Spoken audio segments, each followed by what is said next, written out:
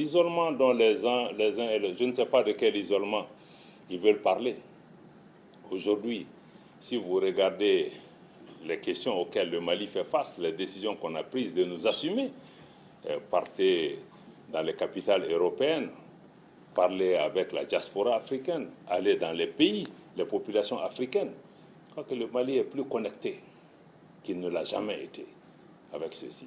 Mais si vous voulez parler de certains pays qui estiment que le Mali doit les suivre à l'aveuglette, ça ne se passera pas. Parce que le Mali a dit que nous, on a 2 ou 3 questions qui nous sont essentielles. Ce qui va toucher à la souveraineté du Mali, ce qui va toucher à la dignité du Malien, ce qui va toucher à la sécurité nationale du Mali, le Mali n'hésitera pas à entrer en collision avec ces pays ou à s'assumer, à prendre des décisions. Donc on ne va pas suivre les gens à l'aveuglette parce qu'on veut être dans une communauté dite internationale ici et là. Non. Donc le Mali n'est pas isolé. Je crois que ceux qui disent ça sont plus isolés que nous. Parce que nous sentons aujourd'hui une solidarité panafricaine, des mouvements panafricains, des jeunes gens qui marchent des dizaines de milliers de kilomètres pour venir ici. Nous voyons dans beaucoup de pays africains aujourd'hui, les gens se reconnaissent dans la lutte du peuple malien.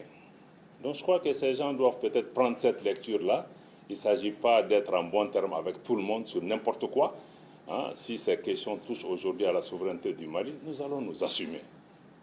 Mais le Mali n'est pas dans une posture de dire que nous voulons être en guerre avec les gens ici et là, mais nous avons aussi des principes. Et ce qui nous a amenés dans ces problèmes-là, nous n'allons pas les accepter. Donc je crois que parler d'isolement du Mali, c'est vraiment avoir une sorte de myopie par rapport à la lecture réelle de la situation. Le pays a changé. Et les Maliens, nous allons nous assumer par rapport à ces changements, mais nous allons rester amis avec tous nos pays voisins. Nous allons cheminer avec ces pays voisins. Nous comptons travailler avec les organisations régionales. L'OCI qui nous visite aujourd'hui ici, est-ce que c'est un signe d'isolement? Non. Donc je crois que ne tombons pas dans ces éléments de langage que d'autres, ou des étiquettes que d'autres veulent nous afficher. Le Mali est un pays enclavé, entouré de 7 pays.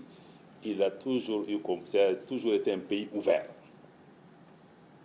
sur le plan religieux. Depuis les Kankou Moussa, les gens ont quitté ici pour aller jusqu'à la Mecque. On a dit même que du temps de l'Empire du Mali, Aboubakar II aurait découvert l'Amérique avant Christophe Colomb.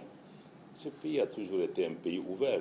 Tombouctou a été une des premières universités sur cette planète. Donc notre pays va continuer avec cette vocation de prêcher la tolérance, de prêcher la fraternité, de prêcher l'unité, de prêcher l'ouverture avec tous les pays et toutes les institutions qui souhaitent œuvrer avec nous, mais dans le respect mutuel, dans le respect du Mali.